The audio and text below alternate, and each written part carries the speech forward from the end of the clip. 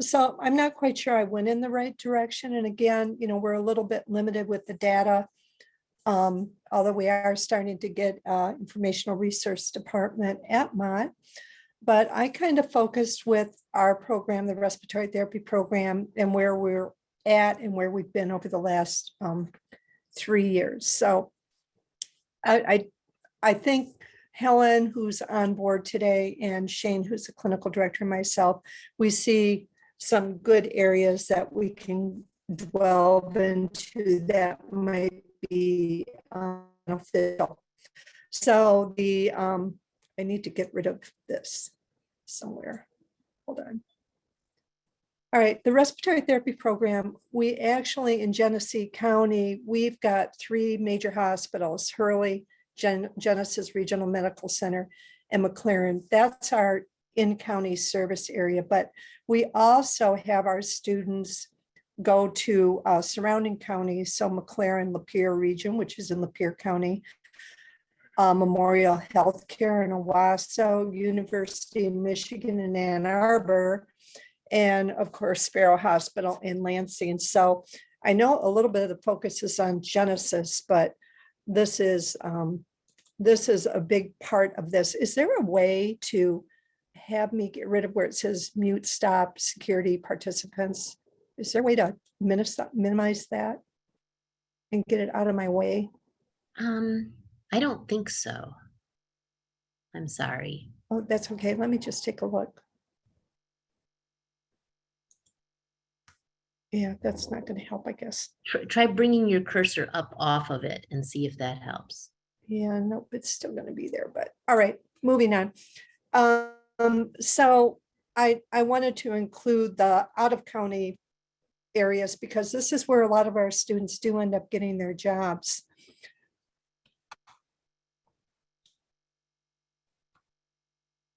Problems.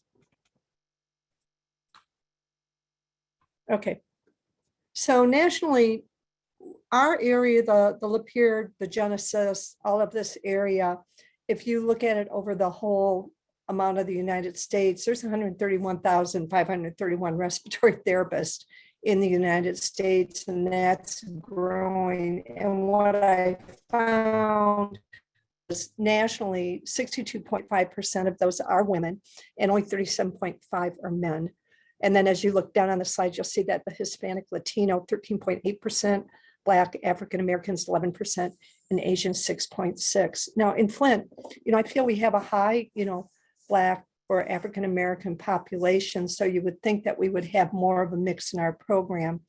But looking at Mott Community College Respiratory Therapy Program, traditionally you're always going to see, it seems like more white students in there than you do see the Black. And it's not that we don't recruit them or Asians, all students are recruited. I'm not sure whether it's due to, working conditions, people working, finances, things like that, that keep this from happening. But I will say that our program has graduated a big combination of men, women, and different races. So the other average, usually a therapist, if you go out into the workforce, you're going to see that there's about 45-year-olds, older or a little bit younger. We tend to graduate students that are typically 20-ish, 21, 22, and we've had students as old as well. We recently had somebody that was in their 60s apply for the program and was entered into the program, but actually has dropped the program, thinking that maybe they'll relook at that next year. So we do have a wide variety of ages that come in. You can see nationally wise, 12% of the respiratory therapists are LGBT. So as a whole, women are going to be more than, the traditional, women are going to be the most traditional. And I think you find that in nursing, and you're going to find that in a lot of the healthcare fields. I've always felt that respiratory has more opportunity that men come into it quicker than they do nursing, but I'm starting to see a turnaround on that and see just as many men coming into the nursing that we've seen come into respiratory therapy. So job opportunities are out there, whether which race you are, or whether your gender, your age. The job opportunities are out there once you finish the program. So I don't see the job opportunity being an issue for what race or what gender we graduate. So the next slide is going to show the 3-year projection of job placement. In 2020, it was low because the students were afraid as they graduated or as they were in the program, they were almost afraid to get out there into the hospitals because of the pandemic going on. There were a lot of issues with the vaccine shots having to be done, which is required in our program, wearing the mask, things like. And so you find that hospitals started to do major recruitments because a lot of their staff was quitting the workforce because they had children that were at home that they had to self-school. They didn't want to get vaccines at the hospital and so on. So there was a shortage that got developed very, very quickly to the point that hospitals were offering like $65,000, sign-on bonuses, $35,000 sign-on bonuses. There was a big one in Muskegon that I almost took myself because it was such an opportunity. So we had a shortage in our area, and we've traditionally, whenever we've graduated our students, there's been plenty of jobs for them to find. The other thing that we found that wages really increased significantly, and we'll take a look at that. Job placement in our area, it's always been high for our program, but this is a graph that I put in there, 2019, just for comparison. You can see that in 2021, 15 graduated, 14 were employed, and we make that 93% threshold. But in 20, you can see where that really dropped down, and that's when the pandemic hit. And so there was just a problem as far as even with the graduation, kids were at home and things were going on and unsure of where the pandemic was going. And you can see in 2019, it was more in line of 2020. And if you go back over the years, you're going to find that that's typically, it's a high percent of placement. The thresholds you see down here, and you'll see on the other graphs, is our accreditation agency. They set a threshold of what they want us to be able to make in our programs across the nation. And they don't set a threshold for employment.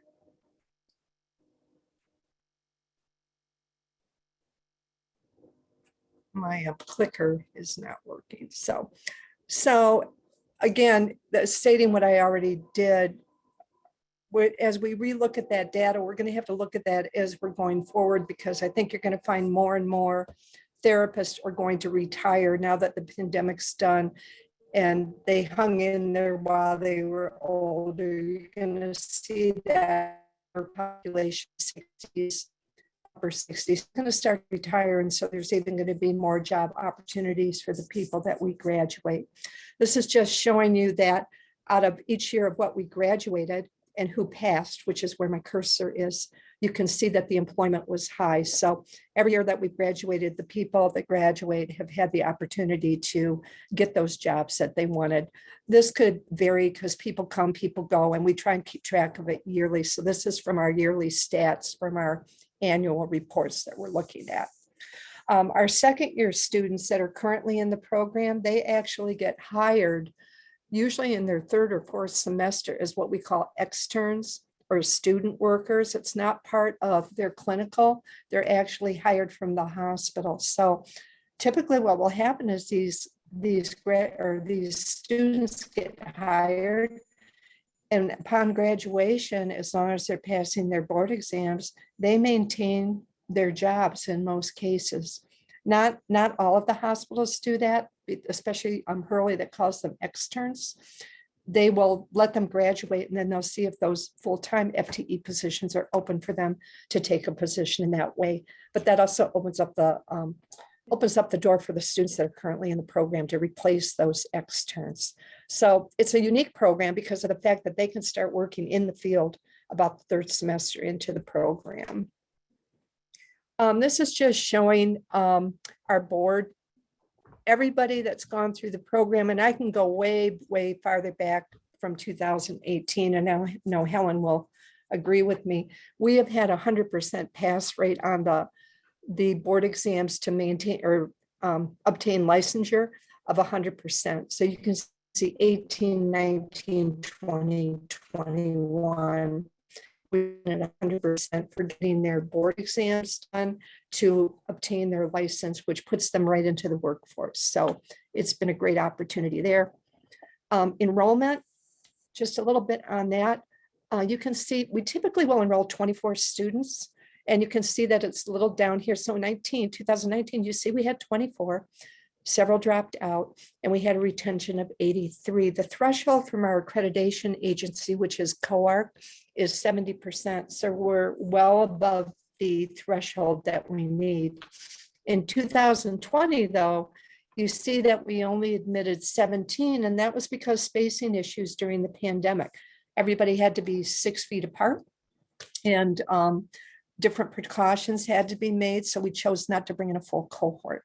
So we still reached out of that number an 88% retention. And then in 2021, we had 24 lined up.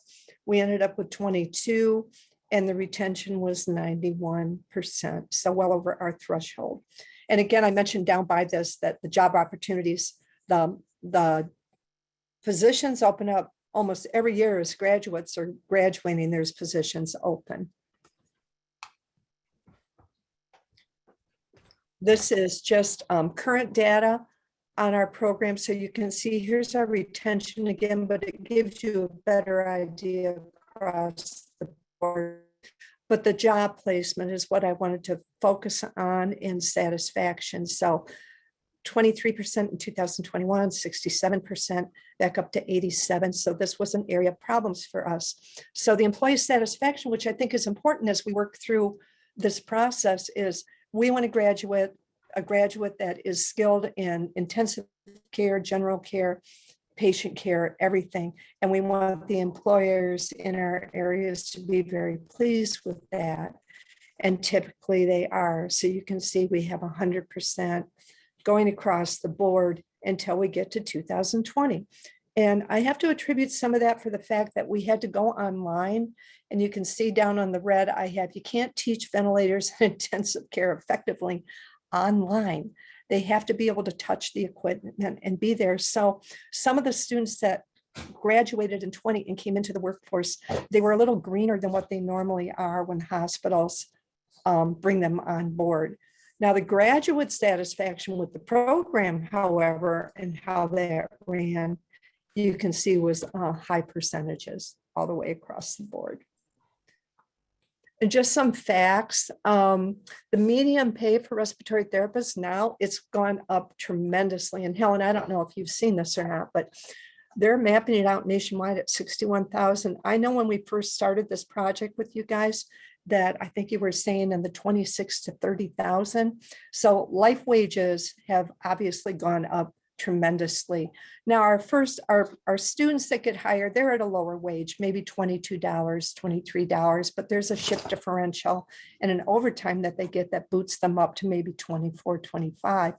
But the graduate typically is coming in maybe a little below 29 an hour and a little bit higher, depending on how much they want to work, if they're picking up overtime, if there's a shift differential. But the average is 61,000-ish nationwide. And ours is probably a little lower in Michigan. There was a graph showing who made the most, but that was California. So that didn't surprise me. Hey, cost of living is higher there too. Entry-level degrees and associate's degree, which is what we provide, but then we really encourage our students to think about going on and getting their bachelor's in respiratory therapy. And University of Michigan certainly has a great program that allows them to do that. And it's a bachelor's in respiratory therapy, not something general. And they, of course, could go anywhere they want to get their bachelor's. Where would that get them? Supervisory positions, management positions, directors of departments, educators, things like that. So several of us lots of us in the nation have gone on to get our master's degree. Everybody that's teaching it has to have at least to be a program director or a clinical director, you really want to have that master's degree. You can teach it with a bachelor's at a community college.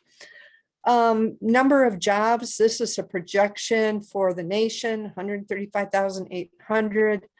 The outlook of job going up is 14%, and that's quite a big employment change. So I think I've already talked about this, but they're saying the outlook 9,400 openings are projected. So who we're graduating from our programs through Michigan, Kalamazoo, Macomb, everybody, those students should be getting jobs as they exit. They should be able to enter into the labor market right away at a high wage. This is just a breakdown of some of the service areas that we service as far as the hospitals. So showing you Hurley Medical Center, they have 38 FTEs running right now.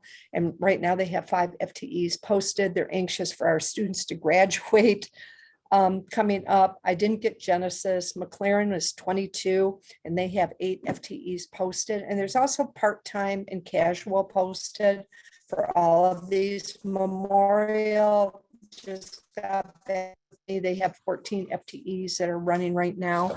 They're always looking for contingent help. And Sparrow let us know that they have 32 full-time FTEs. So you can see that there's a large workforce in our area of service that we do. So some thoughts to ponder. What does the program lead to in terms of further economic and educational opportunity? Well, we're back on our track with 24 enrollment. We don't go higher than that. Our accreditation agency, we have a stipulation of what we can bring in. We can go 10% higher than that. So we stick with the 24 and our percentile for that enrollment to keep above a 70% of those enrollment that we come in with. The forecast for employment, very well. There's going to be more jobs than there are RTs probably. That doesn't mean some of our RTs don't go out of state or become traveling therapists. That's an opportunity for them. Does the program lead to employment that supports survival budget in our region? Absolutely. I think more than the wage requirement, and with increases in shift differential, overtime, wage increase, that's well suited to our students. There's our median salary, again, just a summary. The associate degree, 83% have that, 12% have a bachelor's, and I already addressed that. And then where are we going with it? Well, first, I'd like to say, because our very first meeting we ever had, we're not support technicians. We're an occupation of all our own, just like nursing is and physical therapy. So we are respiratory therapists. But of course, all health programs support each other. Our graduates have to require a license to work in Michigan or any state, and they do that with what we call the entry level, where you saw that 100% pass rate. The goal is to reach higher level of credentialing. So we want all our therapists to be registered respiratory therapists. They can get their license once they pass the first part of the board exam and then go on to be the RRT, which they all do. Higher wages are there. Retention, it just depends. It's been tough. Financially, some people drop because they have to work full time. They find out it's not for them, but we do ask them to do job shadows so they know what they're getting into when they go into it. And we do everything we can to support them. I know Dean Mozinski has been a huge support to our students at Mott, and we have grants and fellowships and things like that. Also, we're now providing tutors to help with that retention level to try and keep those students in the classroom. I already mentioned the higher level of education that's encouraged. So who am I? Here's my takeaways. Sorry, I'm talking so much. Who am I? Let the community know what a respiratory therapist is. People don't know who we are, and which is why I brought up the point of, we're a support group to nursing. No, we are a career. We're a career. We're respiratory therapists. So how do we deal with that? Well, I guess we get more of advertisement out there. There's been TV shots during the pandemic, especially at Mott, talking about what respiratory therapists do and the loaning of our ventilators out there. Do more fairs. Word of mouth from our graduates is huge. There's several students that their kids come into the program. In fact, we've got one right now, one of our graduates from Mott. Their child is now attending our respiratory therapy program, and there's been a lot of that. Cousins, mother, daughter, we had one of those. focus on the job shadow, make sure they have a good job shadow opportunity, and we do those at the hospital. Continue the high standards of our program, which I think are very high. It's 5 semesters. It's a hard program. So we try to let them know that, and they take the prerequisites that they need. I mentioned that we provide tutors, and we have to maintain a very strong connection with our hospitals. The last thing they want to happen is for our program not to be able to graduate students, because there's such a need in the hospitals for our profession. So I'll end it with, we had a job fair yesterday, not a job fair. We had a fall rally where all the student clubs at Mott Community College showed up, and some other type of things. And we did a therapist table for the first time, respiratory therapy. We haven't done the fall rally before. I counted, we had 100 students, greater than 100 students come to our table, all genders, all races. They all came to the table. Most of them left with their mouths wide open because they got to see pig lungs being ventilated, and it freaked them out a little bit. We let them touch them. Information was giving, Shane was there, our clinical director, kind of leading the way and giving them all the information. I was there as the support. What was nice for me is I made contact with the middle college teachers, and they're all excited about having us come in there, in a class and show them what respiratory therapy is. I made contact with the person from our tech center that sets up the high schools, and we came up with some ideas of how maybe better to present respiratory therapy. So it was a beneficial thing for me to meet some of the faculty and people that were a contact for me that could help me get the word out of who we are. And here's a few pictures from the fair. Oops, here's a few pictures from the fair. So I'm happy to say, can you guys hear me? Wouldn't that be terrible? Hello? Don't worry, I would have told you, Catherine, if we couldn't hear you a long time ago. No, Wouldn't that be you're great. awful? Because I'm taking No. so much time. Just a few pictures. You see that I'm standing by the Mott bear. He's our mascot, and that is Shane Spalding next to me. He's the clinical director. I got to tell you, we won the most popular and sought after table in the fair. So that's a big basket of goodies that the respiratory therapy program got. The kids were just outstanding with their interests. This is a bunch of the population that you can see it's a mixed population. This young lady came and she said, I'm so excited. I've already started the process. I've got 2 more prerequisites to go. And this is Shane showing them pig lungs that are ventilated. He's doing it by hand, but we have a ventilator behind him. So it was a great day. It was, I think, very, very informational, productive for us. I'm sorry it took so long. I'm done. Yeah, thank you so much. No, this is great. Good stuff. This is the kind of thing that we're hoping that people will dive into with these with this work. So thank you, Catherine. Any questions for Catherine?